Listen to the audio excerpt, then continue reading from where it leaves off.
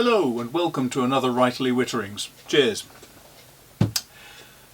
If you've missed my videos in recent months, I can only apologise. Unfortunately, my daughter director was doing her A-levels this year and she felt that A-levels were somehow more important than carrying on doing the videos, which is very disappointing.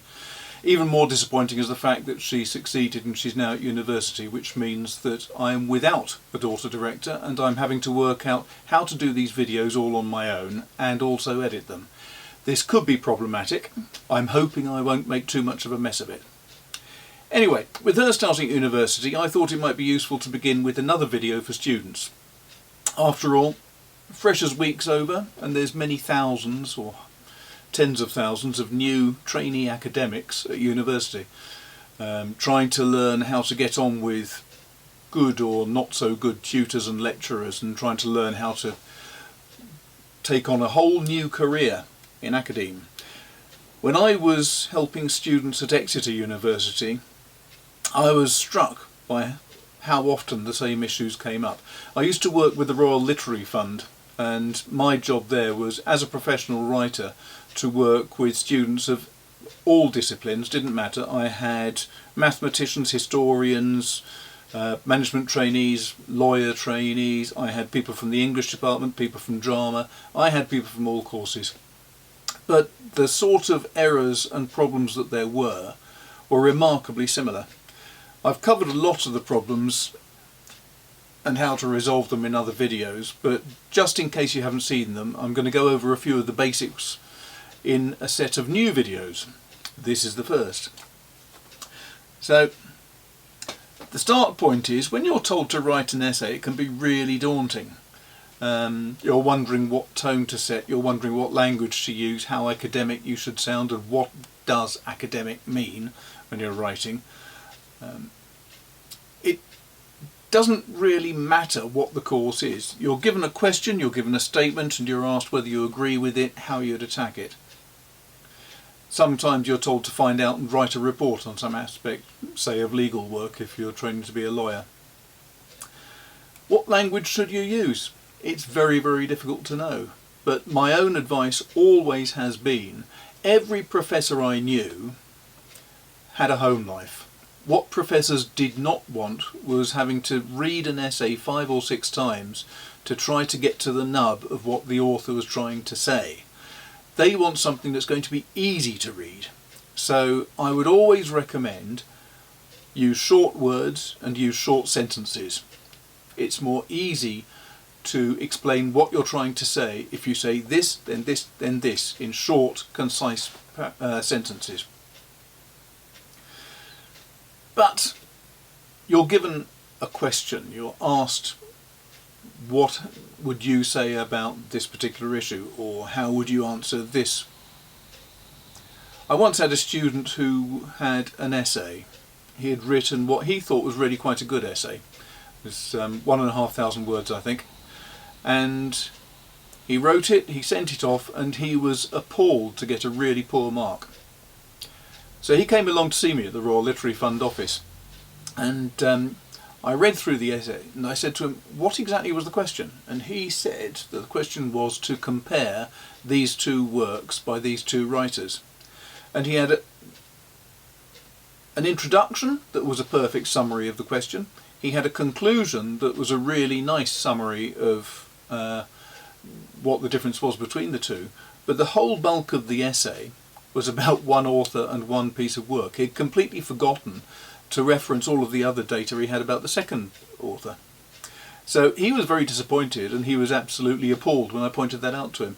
So what I always said was read the question really carefully and make sure you understand it. And if there is any possibility that you find it too confusing or difficult, write it out longhand and pin it up in front of you, or blue tack it to the wall in front of your desk.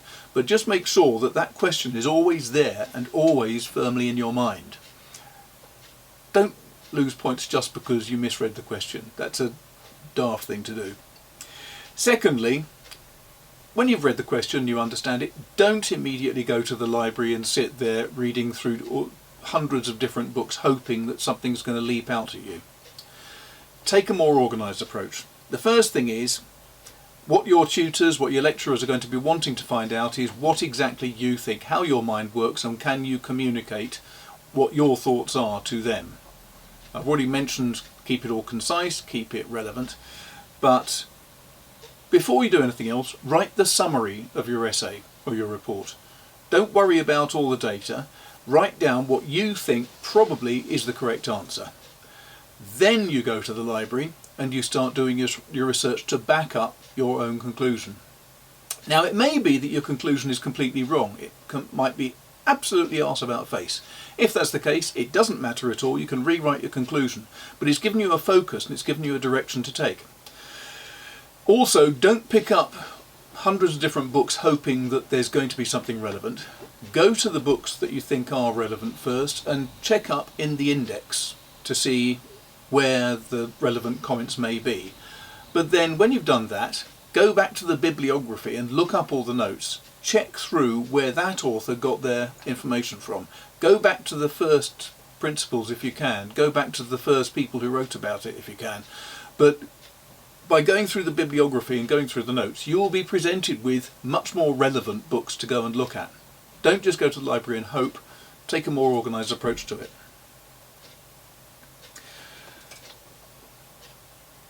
Now, I'm going to talk very briefly about length of essays, and this is because there's just a logic to it.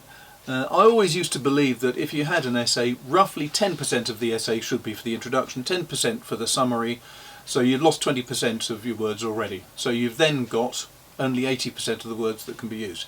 Now, if you're working on an essay, and let's say you've got, having done some research, you've got 8 really good strong points that you think support your case, use only those 8. Don't bother with 4 or 5 others that are irrelevant.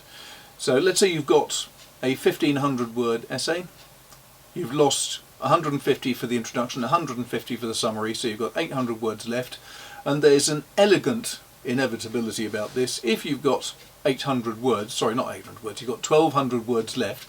If you've got 8 main points you want to use, 1200 divided by 8 means you've got 150 words per point. If you work like me, you'll have 1 paragraph per point. Each paragraph will develop your theory, so you're going through in a logical process. I always explained it to my students that I think that essay writing is very much a philosophical sort of approach, in the same way as algebra was. When they were invented, I think, as methods of thinking and working, writing essays philosophically was pretty similar to working with algebra. You had a start point, you had a series of logical progressions after that, and they came out to a conclusion. If you work on the basis of that, you've got 1200 words, you've got 8 points, so you've got 150 words per point you want to make. Your essay should flow through beautifully all the way from start to finish. So to summarise, begin with your conclusion, know what it is you're trying to say, to demonstrate, then go and research your evidence, confirming all of the points that you need to. Write up your evidence, keeping the logical flow in mind at all times, so you're bringing in the relevant quotations or validations for your points in each of the paragraphs. And finally, write up your introduction, because it's only when you've developed the flow of the essay that you know what you can put in the introduction. An introduction should be a sort of finger post telling the reader in brief the direction of travel that you're going to take with the essay. The summary is going to be a summary of each of the points that you've made already and why they give you the solution, the conclusion that you've reached.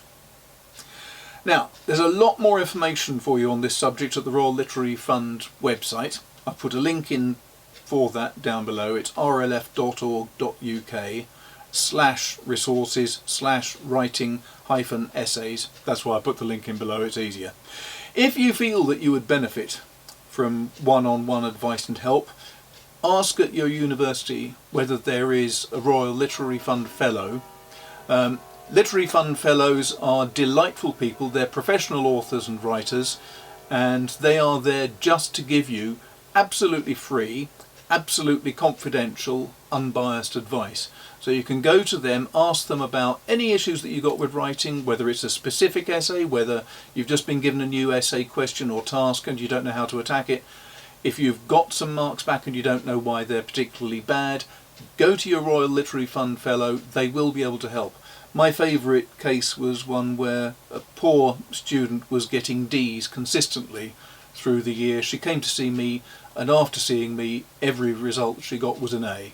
It does make a huge difference just speaking to someone who is a professional writer. Finally, if you don't want to do that, if you've got any concerns about the Royal Literary Fund or the university or any other issues, and you really would like to have someone totally different who's completely impartial, contact me. I've got a link to my own email address at the bottom. I'd be delighted to help you. If you've got something that's a burning issue that you'd like to have attacked in a vlog like this, then also get in touch with the comments and just put a note in there, and I'll be delighted to put a video comment up. Or if you think it's a little bit more personal and private, I'd be delighted to get in touch with you and we can have an email conversation if you like. Anything like that, no problem at all. Apart from that, please like it, share it, subscribe, do all those good things. You know all about this sort of stuff. And thanks for watching, and I'll speak to you again soon, I hope. Thanks very much. Take care. Bye.